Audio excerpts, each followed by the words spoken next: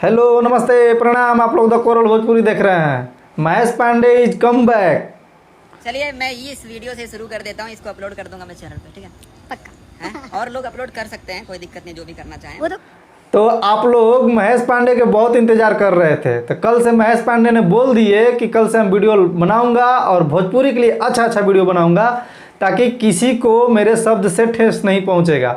एक नया शुरुआत करूंगा, मतलब वो जैसे बोल रहे थे उनके कहने के अनुसार यही था। कल्याणी सिंह भी बोली है कि अब अच्छा शुरुआत करिए, नोक झोंक होते रहता है, फैमिली में भी होता है, जैसे भोजपुरी इंडस्ट्री में हो गया।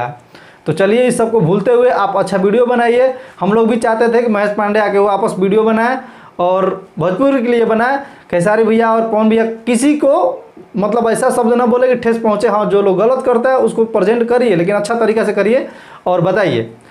तो महेश पांडे का इंतजार हुआ खत्म। कल से उनका वीडियो देखिए आप लोग और उनको बहुत प्यार दुलार देते हैं। साथ साथ इस भाई को भी दीजिए।